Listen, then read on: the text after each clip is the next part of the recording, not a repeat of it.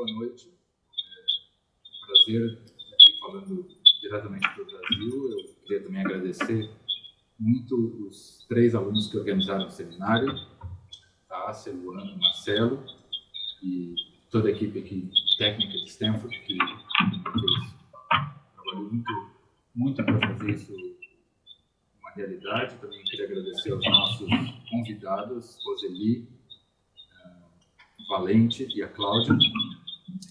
E eu queria começar falando que esse movimento recente do tablet na educação me lembra muito o marido que está mal com a mulher e, em vez de resolver o problema, ele compra uma joia para ela. Em vez de discutir o problema da relação, a gente vai e compra um objeto para resolver as coisas. Isso é uma coisa que a gente faz muito no dia a dia e que me lembra muito o que a gente está fazendo em relação à informática, à tecnologia, aos tablets.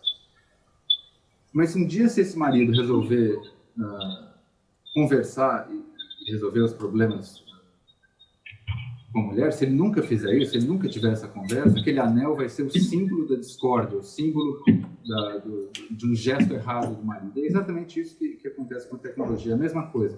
Toda vez que a gente está diante de um grande desafio, como agora, um mundo em intensa transformação que precisa de uma educação radicalmente diferente, em vez de a gente discutir profundamente o que a gente precisa fazer, a gente vai e compra uma joia, um computador, um tablet, um celular. Depois, como a gente simplesmente comprou uma coisa, em vez de conversar sobre o que essa coisa tem que fazer, o que a gente vai fazer com ela, a gente acaba culpando aquela coisa, o colar de diamantes, o computador, o tablet, pelo fracasso da reforma. Mas o fracasso, na verdade, é nosso. É da falta de treinamento de professor, é da falta de infraestrutura para essas novas tecnologias funcionarem na escola, é da falta de novas abordagens, da falta de novos currículos, de melhores condições de trabalho para o professor, e não do tablet, e não do computador. E esse é o ciclo, que é o tema desse seminário, que a gente tem falado muito, é de a gente achar que esses objetos milagrosos vão resolver um problema, mas, na verdade, o problema não é simplesmente colocar esses objetos na escola. O problema é criar uma nova ecologia de aprendizado que inclua esses objetos, mas que também inclua uma série de outras coisas que eu acabei de citar. Treinar o professor, dar melhores condições para o professor, repensar o currículo e tudo mais. É sobre isso que eu vou falar.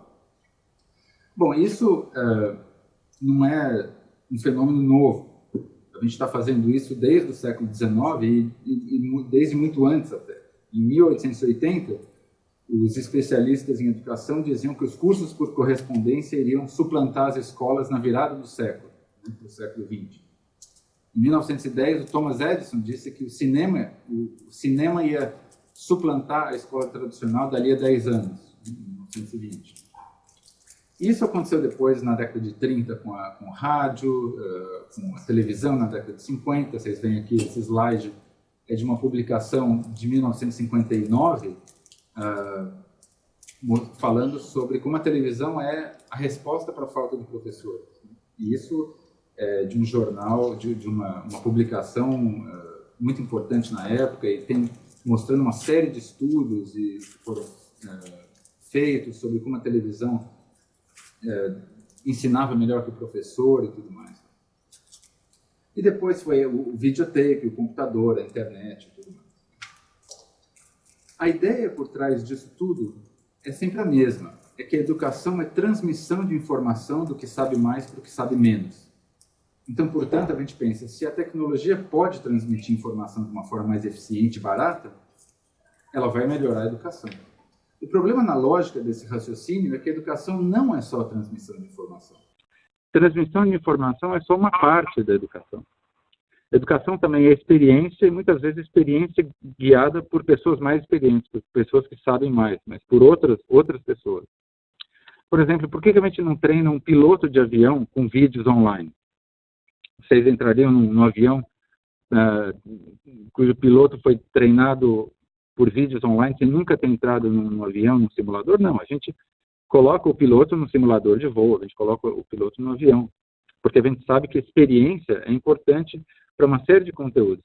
Mas, claro, tem conteúdos que são mais simples, mais facilmente aprendidos pela mera transmissão de informação. Por exemplo, decorar datas históricas, ou decorar um algoritmo de como fazer divisão, decorar uma fórmula. Isso talvez possa ser feito muito bem por um vídeo online. Mas tem outros conteúdos que não são facilmente aprendidos dessa forma, como pensar cientificamente, como fazer matemática mais avançada, como aprender física, química, como criar modelos matemáticos, como aprender robótica, aprender engenharia. Então, o que acontece? Ora, quando você privilegia uma certa tecnologia, nesse caso, uma tecnologia que foca na transmissão de informação, você privilegia um certo tipo de conteúdo. Então, agora, vamos imaginar, no século XXI, quais são os conteúdos que a gente quer que as crianças aprendam? São os conteúdos facilmente aprendidos por um vídeo, como datas e fórmulas, ou ciência, ou engenharia, física, química, disciplinas e conteúdos que possibilitam a invenção, a inovação, a criatividade.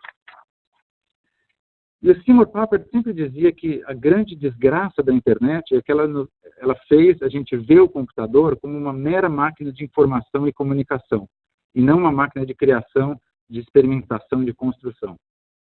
Agora, se você for num laboratório de pesquisa, aqui em Stanford, em qualquer universidade, na USP, na Unicamp, você não vai ver os cientistas entrando no Google e colocando as perguntas que eles querem responder e olhando. Você vai ver cientistas usando o computador como um instrumento de investigação científica, criando modelos e tudo mais.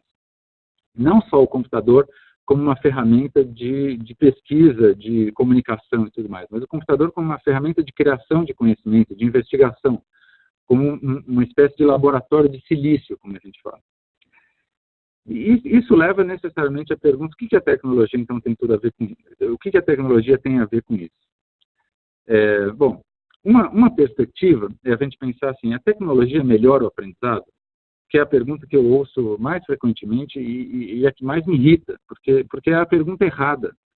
Por que a pergunta é errada? Porque, como diz o Alan Kay, que muitos de vocês devem conhecer, a tecnologia é tudo que foi inventado depois que você nasceu. Então, para as crianças de hoje, o computador não é tecnologia, o tablet não é tecnologia. É uma coisa tão cotidiana e normal quanto o telefone foi para a minha geração. Né? Não fala, será que o telefone melhora o aprendizado? Não, o telefone existe. Né? E a mesma coisa, essas crianças vão crescer num mundo onde os tablets, os computadores, eles existem. Então, a pergunta certa é, dado que esses artefatos que a gente tem à nossa volta mudaram, inclusive nas empresas, nos institutos de pesquisa, em todas as profissões, dado que eles mudaram, esses artefatos mudaram, e eles mudaram o jeito que a gente vive, como a gente vai redesenhar a educação para viver em harmonia com esse novo mundo? A tecnologia ela é um dado, não é uma opção. Então, imagina quando inventaram a escrita, a questão errada era, será que a escrita melhora o aprendizado? Naquela época, o aprendizado, a época da cultura oral, era medido pela memória, quanto você conseguia memorizar as coisas. E certamente a escrita piora a memória, porque se você pode escrever as coisas, você treina menos a sua memória. Então, medida pelos padrões existentes, se você tivesse medido naquela época se a escrita melhorava o aprendizado, ela era menos eficiente do que sem escrita. Né? Então, uma nova tecnologia sempre vai ser menos eficiente do que o aprendizado sem aquela tecnologia. Porque você vai estar medindo com os parâmetros que existiam antes daquilo existir. Então, o que a gente tem que pensar assim, se a gente tivesse abandonado a escrita, porque a escrita não melhorava a memória, como que seria o mundo hoje? Né?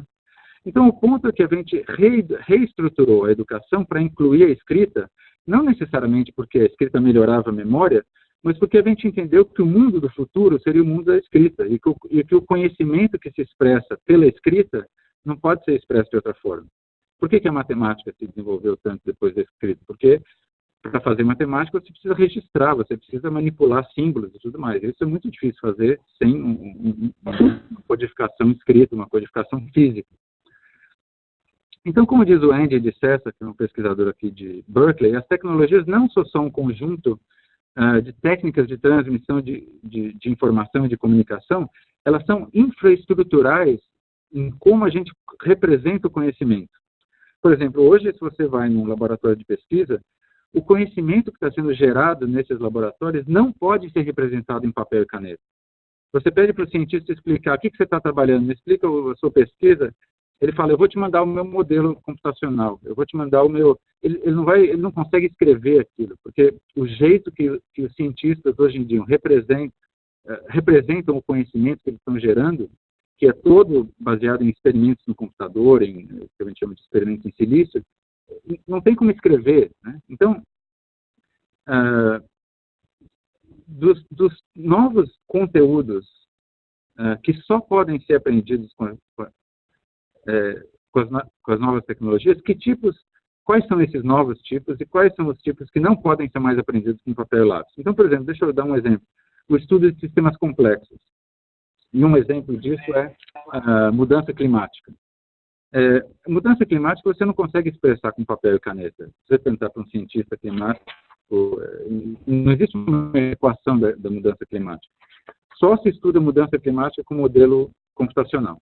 Mesma coisa robótica, mesma coisa, um monte de partes da engenharia. Você não escreve mais. Né? Tudo é representado no computador por modelos. Então, a gente precisa mudar a pergunta, e a mudança de paradigma só vai vir quando a gente mudar a pergunta. Então, eu acho que a questão não é se a criança tem que ter um laptop, um tablet, um celular, ou se eles melhoram o aprendizado das coisas que a gente ensina hoje em dia, mas como a gente vai reestruturar a educação, dada a existência desses aparelhos, e dado que esses aparelhos não vão parar de se espalhar pelo mundo, e que cada pessoa vai carregar um deles mais dia, menos dia, mesmo nos países em desenvolvimento, daqui a 10, 20 anos, todo mundo vai ter um desses aparelhos. Bom, a outra coisa que, conectado a isso, a matemática que a gente ensina, e por que a gente escolhe esse pedaço da matemática para ensinar, porque a matemática é muito maior do que o que a gente ensina na escola, né? Você fez graduação em matemática, você sabe que existe uma enormidade de conteúdos que não se ensina na escola. E por quê? Porque essa é a matemática que cabe no papel. A gente escolhe porque é o jeito que a gente tinha de representar e de ensinar. Então, quando você introduz uma nova tecnologia poderosa e diferente como o computador ou as representações computacionais, você tem que mudar a fatia da matemática que você ensina. E eu quero falar um pouco disso mais para frente. Por exemplo, se você vai ensinar a mesma matemática, a mesma ciência que você ensinava no papel, usando tablets, usando computadores, é uma perda de tempo, é uma perda de recursos. Então, vamos pensar em um pequeno exemplo. A gente está falando de tablets e tudo mais, e eu vejo muita gente falando, vamos colocar tablets nas escolas, mas eu vejo muito pouca gente falando em como mudar o currículo em função da existência desses tablets. Eu fico imaginando uma situação irônica e interessante. Imagina você aprendendo aritmética em tablet, sendo que o tablet pode fazer toda aquela aritmética por você. Que sentido faz isso? A gente vai ensinar as crianças a mesma aritmética, a mesma matemática, sendo que ele pode simplesmente apertar um botão, voltar para a tela inicial do tablet, ir lá no software de calculador e fazer tudo aquilo. E, claro, muitas pessoas falam, não, mas se você estiver numa ilha deserta e acabar a bateria do seu tablet, daí você vai precisar fazer toda a aritmética. Né? Muita gente falava, bom, mas se você estiver no restaurante, precisa calcular a gorjeta, mas hoje os restaurantes imprimem a gorjeta já no coisa. Se você estiver no supermercado e precisa calcular quanto que é 2/3 da farinha e tal, mas hoje também você vai no supermercado e já está tudo calculado. Então, eu acho que se tem uma mensagem que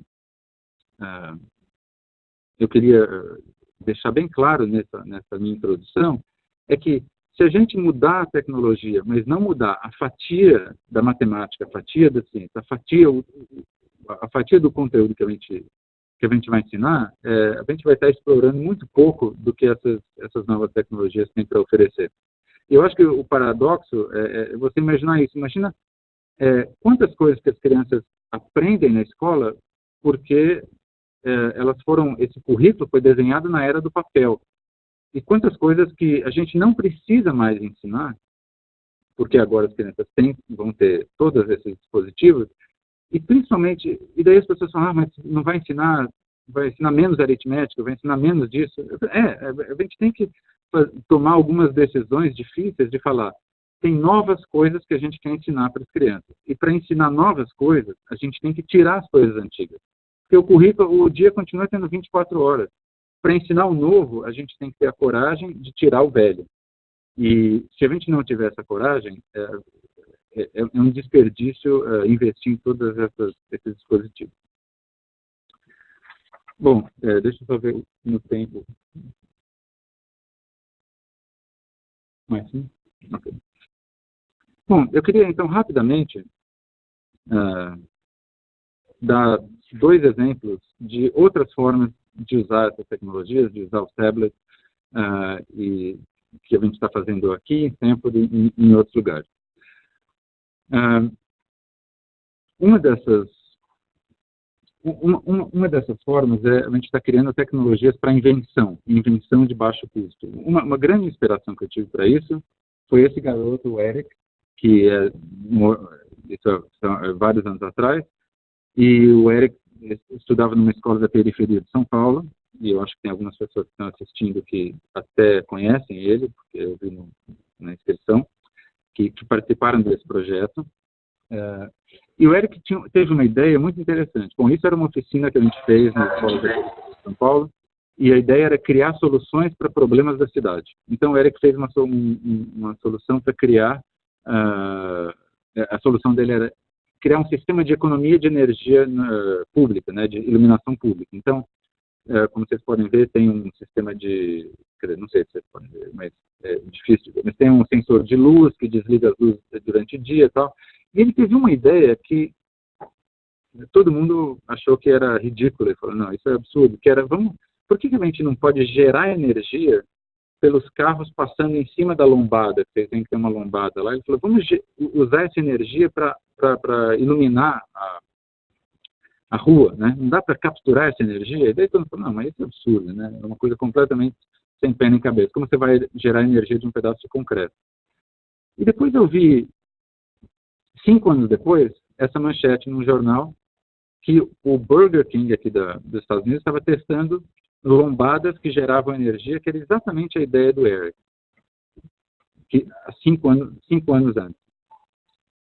E depois de 2 anos depois dessa notícia, o Eric mesmo me mandou um e-mail falando, eu estava almoçando com um colega, hoje sou um estudante de engenharia, sou muito grato àquela oportunidade que eu tive. Quer dizer, eu gosto de falar desse exemplo porque ele mostra o ciclo completo de como as coisas podem acontecer de uma forma diferente. Uma educação que não é só ensinar as coisas tradicionais, mas aqui ele aprendeu engenharia, ele aprendeu programação, ele aprendeu uma série de coisas usando novas tecnologias. Ele criou uma invenção que depois virou um produto real. Quer dizer, isso poderia... imagina quantas crianças têm ideias como as do Eric e que poderiam virar empresas, virar produtos, virar uma série de coisas para o Brasil. E, no fim, ele virou engenheiro, que é tudo que as pessoas falam, como que a gente vai ter mais engenheiros e tudo mais. A gente vai ter mais engenheiros quando a gente tiver mais gente fazendo engenharia nas escolas. Bom, para generalizar esse tipo de trabalho, e só muito rapidamente eu quero falar disso, o Ana me avisa, 2 minutos, 3. Um dos projetos que a gente está fazendo aqui em Stanford chama Fab Lab at School. Então, a gente está criando nas escolas laboratórios de inovação e invenção. A gente criou um em Moscou, na Rússia, agora a gente está criando um na Tailândia, a gente tem 2 aqui na Califórnia, e uma série de outros que estão abrindo, que são lugares onde você tem, claro, tablets, tem computadores, tem máquinas de impressoras 3D, cortadoras a laser, robótica, uma série de coisas, onde a criança vai para inventar, para criar. E a gente descobriu que, se você não tem um espaço de invenção, de criação na escola, isso simplesmente não acontece, porque se você faz isso depois do horário de aula, isso é sempre uma coisa instável e tudo mais, e isso não muda a cultura da escola. E a gente está vendo coisas fantásticas, principalmente nesse laboratório em Moscou, que é o mais antigo que a gente fez, de como está mudando o jeito que se ensina na escola, como está mudando a cultura da escola, como os professores de ciência estão trazendo os alunos para o laboratório, não para ensinar a ciência tradicional, mas para eles inventarem e criarem coisas novas e tudo mais. Além disso, a gente está criando uma série de tecnologias de baixo custo para você conectar os tablets e poder fazer, poder coletar dados do mundo. Então, a gente criou uma tecnologia que eu espero estar pronta em breve, que custa $3, e que você consegue conectar a qualquer computador e coletar dados de química, de física, dados de ciência ambiental, e que você pode dar um para cada criança na escola, porque custa o mesmo preço que um almoço, custa $3. E a gente quer ver o que acontece numa escola quando você tem 2.000 alunos com esse dispositivo que pode coletar dados do mundo, pode fazer experimentos científicos, tal, quais as transformações que você consegue observar com esse tipo de tecnologia. Bom, um minuto. Eu não quero ir muito além do tempo, então eu vou começar a concluir nesse último minuto, mas depois, se a gente tiver tempo nas perguntas, o outro exemplo que eu ia dar é de uma escola da Tailândia, que a gente trabalha muito, que está há muitos anos fazendo esse trabalho de usar a tecnologia e usar, inclusive, o OLPC, o computador por aluno, e das incríveis transformações que você vê quando você usa o computador, não para simplesmente como uma máquina de ensinar as mesmas coisas de sempre, mas quando você usa o computador para investigar problemas que importam para as pessoas, problemas que mudam a vida das pessoas. Então, rapidamente, nessa pequena vila na Tailândia, um grande problema que eles tinham é que as famílias estavam sempre endividadas, nunca, a produção de arroz era muito baixa e tudo mais. Quando eles começaram a ter o projeto de um computador por aluno, as crianças começaram a trazer o computador para casa e ajudar os pais a fazer a economia doméstica, a entender onde o dinheiro estava indo e tudo mais. Bom, eles começaram a discutir onde ia o dinheiro, onde não ia, o que estava acontecendo, por que a produção era baixa. Eles descobriram que a falta de dinheiro estava relacionada à falta de água, que estava arruinando as famílias, porque trabalhavam com leite de arroz, e descobriram que a falta de água, quando eles começaram a fazer pesquisa, tirar fotos da região, voltar, estudar, discutir, que era por causa do deflorestamento que tinha acontecido e não da falta de chuva, que era um problema de retenção da água. E eles criaram micro-represas nesse lugar, que mudou a retenção da água, então eles começaram a produzir muito mais arroz e começou a sobrar água nessa região, porque eles viram que o problema é só da retenção da água. Bom, o que eles fizeram com essa água? Eles criaram uma pequena empresa de engarrafamento de água.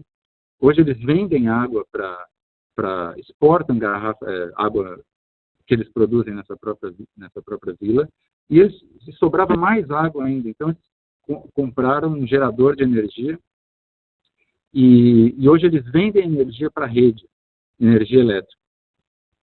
Então, tudo isso começou, imagina uma vila de agricultores na Tailândia, que não tinha nenhuma infraestrutura, onde as pessoas estavam endividadas, onde a produção era baixa, completamente transformada com a introdução de novas tecnologias, mas não novas tecnologias para ensinar as crianças a mesma coisa. Novas tecnologias que ensinaram as crianças a resolver problemas.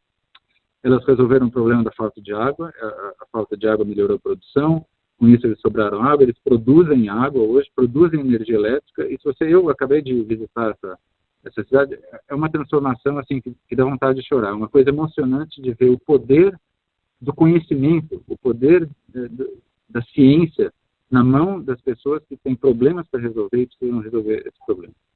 Então, eu queria só dar esses dois exemplos de coisas poderosas que podem acontecer com a tecnologia e terminar dizendo que a questão dos tablets e dos computadores e tudo mais, como sempre, como eu tenho certeza que a Roseli, o Valente e a Cláudia vão falar, que tem uma enorme experiência nesses assuntos, o menor problema é sempre o hardware, é sempre colocar isso nas escolas. O maior problema é você fazer isso mudar a cultura da escola, é você treinar os professores para terem conforto para usar tudo isso.